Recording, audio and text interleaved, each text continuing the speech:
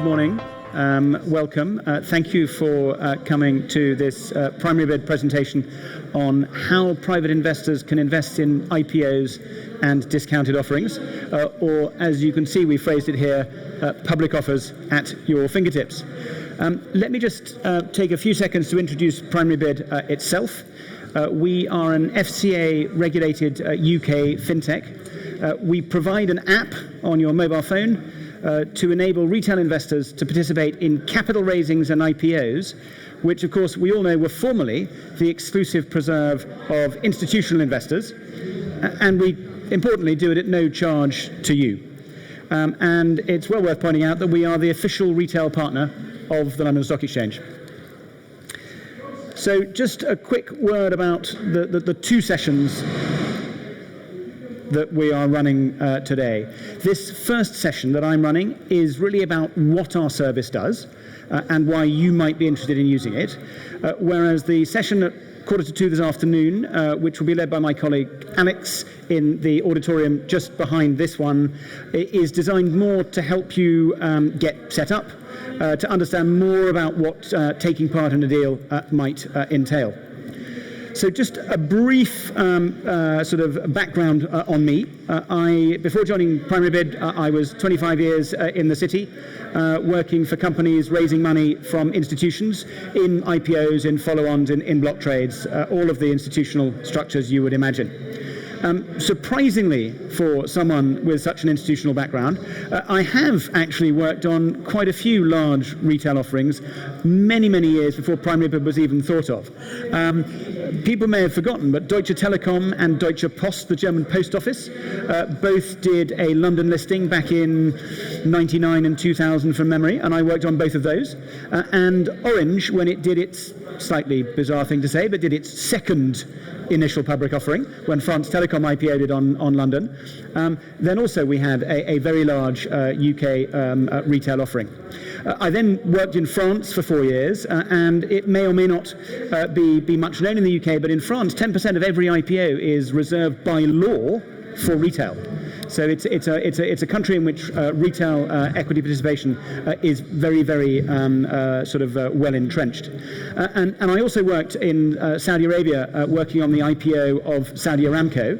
And I'm afraid to say that I am the person who suggested in a discussion about retail advertising slogans for Saudi Arabia, if you see Syed, tell him. I'm afraid that's only going to raise a smile on the older investors in this room. Apologies. So I'm here with the team today to talk about how you can use our technology to get access to those kinds of deals yourselves. So when I say those kinds of deals, what do I mean? Well, what Primary Bid offers is really very, very simple. We offer access for retail investors, for you and us, the people in this room, to IPOs and placings on the same terms and crucially at the same time as the institutions. We don't charge any fees or commissions to our retail clients, and never forget that in this country the issue of new shares is exempt from stamp duty, so there is no stamp duty to pay on a capital increase. We are actually also this week offering clients access to our first ever bond transaction, which is a sterling bond paying 7%, which is being issued by the business that owns the Aston Martin Formula One racing team. So just to give you a brief flavour of how it works, imagine you have downloaded our app. The majority of our deals launch after market close at 4:35 in the afternoon. So market closes at 4:30. There's then the 5 minutes of the closing auction to clear any bargains which are capable of being cleared by the algorithm from the book, and therefore full market closure is achieved at 4:35. So ideally, at that point, the issuer for whom we're working would put out their announcement on the RNS, the Regulatory News Service, and 1 minute later, the Primary Bid RNS would then go out. We then launch the deal on our platform, and all of our subscribers, who number in the hundreds of thousands, would receive both a push notification on the lock screen of your phone and also an email with details of the transaction. You can then use the app to either read the documentation if your eyesight is particularly good, or if you're like me, to forward, to email the documentation on the deal to your email address to allow you to read it on your desktop. If you then decide you wish to subscribe to this particular deal, you just need a UK debit card to apply for a sterling amount of stock. We don't ask you to choose a number of shares. It's all in pounds, shillings, and pence. And when the time for allocations arrives, we then fight as hard as we can with the issuer to get the largest possible allocation for our clients. After all, we're paid a commission on the size of our allocation, so we are entirely commercially aligned with you, our clients. You want the stock, we want to take down as much stock for you as possible. And then if you're not going to get a fill, we handle the scale back and we handle the fractional reimbursement. If you've asked for £1,000 worth of stock and after scale back you're going to get 700, we will automatically refund that £300 to you to the same debit card you used. And then frequently T+2, we will then deliver the stock to your brokerage account. Obviously, some of our deals are a bit larger in terms of percentage of capital, and therefore they could be subject to a general meeting, and obviously those will settle a little bit later, generally speaking, sort of T+20 sort of thing. So let me just have a quick look at where we've come from and where we've got to now. So this slide doesn't really mince its words. Retail investors jolly well have been excluded for far too long.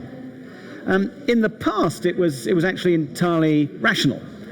When I started in the city in 1996, the only way to reach retail was via a paper-based marketing process involving mailing out millions of leaflets. And I remember having a conversation with Peter Hargreaves in 1999 on Deutsche Post. You know, he needed a commission of X to pay for X hundreds of thousands of leaflets which he was going to be mailing out to his clients at 40p per shot or whatever it was. And we would then receive thousands of checks back literally a fortnight later. So that's then. This is now, on one of our deals earlier this year, we took £12.5 million of retail demand between 7 o'clock and 7:45 in the morning. So there really is no excuse on a logistical basis, which is the old genuine reason for excluding retail, why retail should any longer be excluded. So just looking at these two deals, the one on the left is a capital increase. And therefore, not only was there a discount not available to retail investors, but because it was a capital increase, retail investors who were excluded were therefore diluted to the tune of 11%. So you go to bed at night owning 10% of the company, you wake up in the morning and you find you own 8.9% of the company, having done nothing other than slept innocently in your bed that night. The one on the right is a little bit of a different kettle of fish. This is a sell down after the expiry of an IPO lockup by some of the original private equity promoters of the firm. Now, let me be very clear. It's their stock, they own it, they can dispose of it how on earth they want. That is absolutely not a point I'm trying to make at all. What I'm trying to say is that when the seller comes to structure their deal, the discount that the investment banks are going to be proposing to them is going to be indexed more than anything else to prevailing liquidity. And we know that a healthy element of retail investment promotes secondary market liquidity. So we regard the involvement of retail in a sell down as win-win. It's a win for the seller because they are increasing the liquidity of their stock and therefore one would expect decreasing the discount that they have to offer. And it's a win for us because we get to involve you, our retail clients, in the deal. So as an aside, we are looking to launch our UK block trade product very shortly. It will work in exactly the same way as the app currently works. And the only difference you will notice is that because a block trade is over stock that already exists, the stamp duty exemption for new issues doesn't apply unless it's an AIM quoted stock, where there is a stamp duty cover, as you know. So there would instead be 0.5%, 50 basis points of SDRT to pay. But let's be clear, that still means you're getting a 6.5% discount on the ATG trade. So who have we raised for? Well, we've raised for we've done over 200 deals.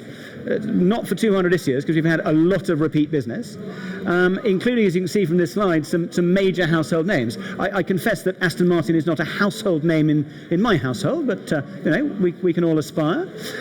But if you look at the names we've acted for, you can see FTSE 100 names here, household names, investment trusts, corporations, even here an American company, MCG. So we've done IPOs, we've done accelerated capital increases, we've done investment trust IPOs, we've done investment trust follow-ons, and now, as I just mentioned, we're also doing our first bond. So if I pick out a few of these IPOs, a few of these deals, in more detail. So on the Deliveroo on the IPO of Deliveroo, we had £50 million of demand during that IPO process from over 70,000 subscribers. So it gives you an idea of the ability of our system to accommodate very, very, very large numbers. And the app integration, I don't know if any of you recall, but the way that the IPO was marketed was great food with a side of shares. And so it was made very clear to us from the very beginning by Deliveroo that they wanted absolutely seamless integration of the primary bid processes within Deliveroo's own app. And our app integration was so seamless that we literally had incoming to our customer services team from a customer asking where his breakfast was because it was late. Now, if this story wasn't true, we should probably have made it up, but it genuinely is true, so we didn't have to. So that's Deliveroo, 70,000 customers and £50 million. Now that was over the best part of a fortnight. On Ocado, we had almost £19 million of demand from retail investors within the day. Now, as it happens, we were scaled back to the sterling equivalent of €8 million, and that's because under the prospectus rules, €8 million equivalent is the most that can be distributed to retail without there being a prospectus printed. Now, we're very hopeful that under the government's recent consultation for the review of the prospectus rules, this limit will be looked at, whether it's increased or hopefully abolished entirely. We obviously don't know. That's up to the Treasury and the FCA. Now, MCG was the first deal of its kind, we think, ever. MCG is the topco that owns the Soho House clubs business here in the UK, and it wanted to address its 40,000 odd UK members and employees, despite the topco put in place by the private equity owners being American, and the IPO being solely listed on the New York Stock Exchange. Now, €8 million doesn't go terribly far when you've got 40,000 motivated potential applicants. So it was absolutely clear that MCG would need a UK prospectus to unlock that €8 million limit, and we helped their lawyers to draw that up. And we then sold the deal to the UK members and employees of Soho House. Only that constituency. It was not ever designed by the owners to be sold to the general public markets.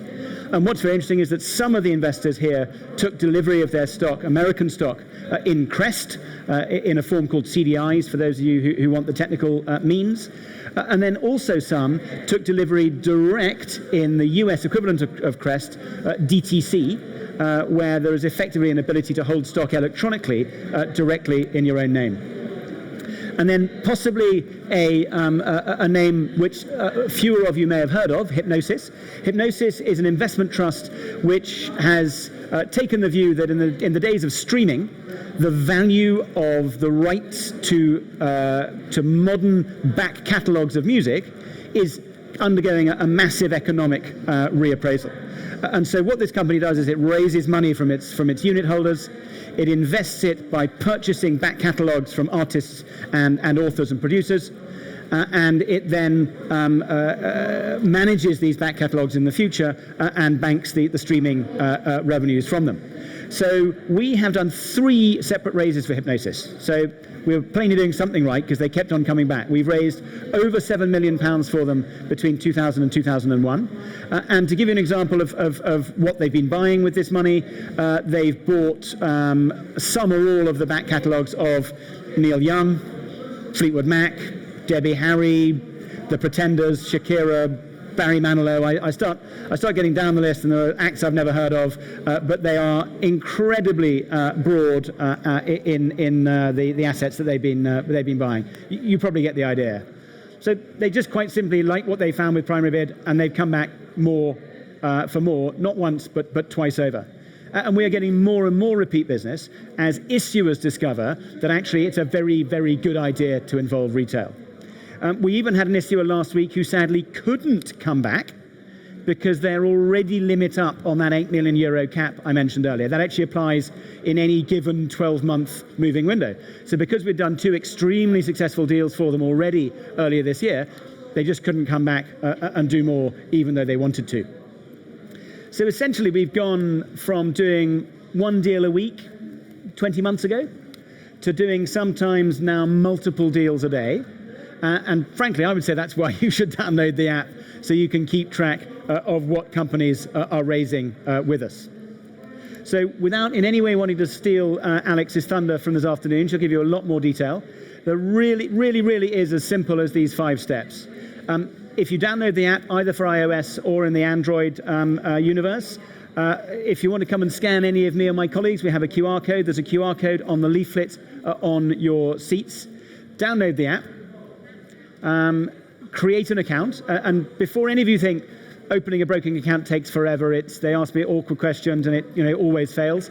Our current average for fully automated opening of accounts is 93%. So 93% of new applicants take 5 minutes or less to open an account with us. It's entirely free, and we don't charge you to use it in the future.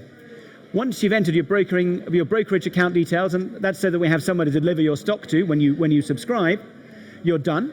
You will then receive deal notifications and emails automatically about who's issuing, and you can participate in deals as long as you are physically located in the UK at the time you want to press that button.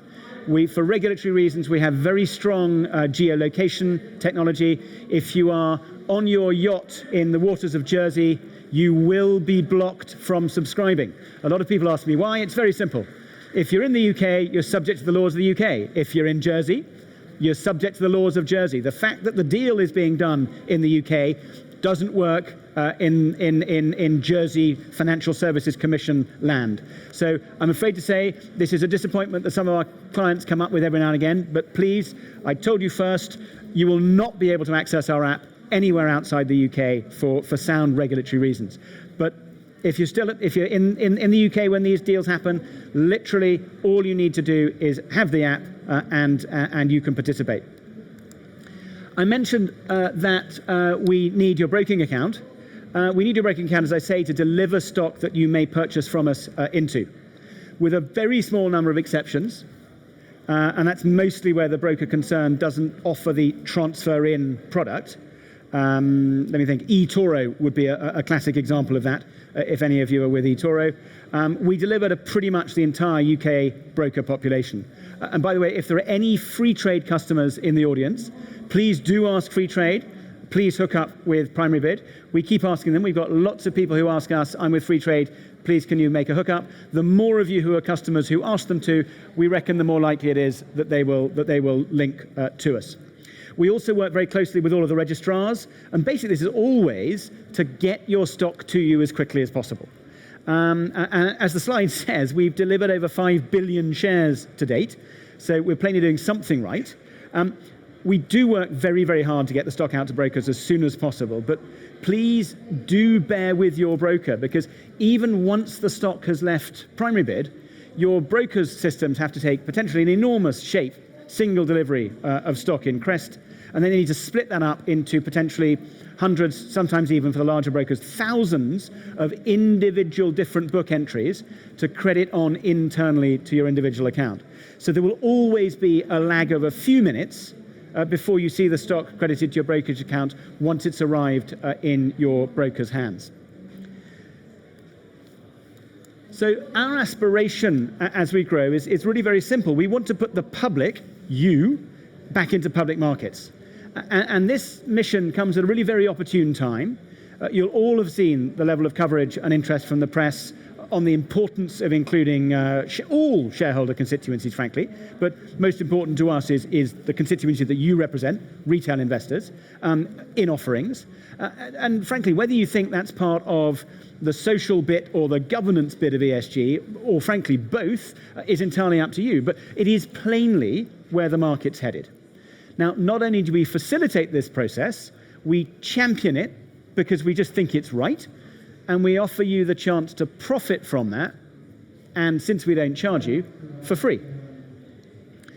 So in summary, we're here to help you get fair access to public markets. We're growing in numbers, that's to say our customer base, you, and therefore in strength, both with brokers but also politically. We're expanding geographically. We did our first deal in France last night, and we are constantly innovating technologically to try and make our clients' experience, your experience, I hope, better and better each time. And on that note, please, if there are any questions from the audience, don't hesitate. Sir.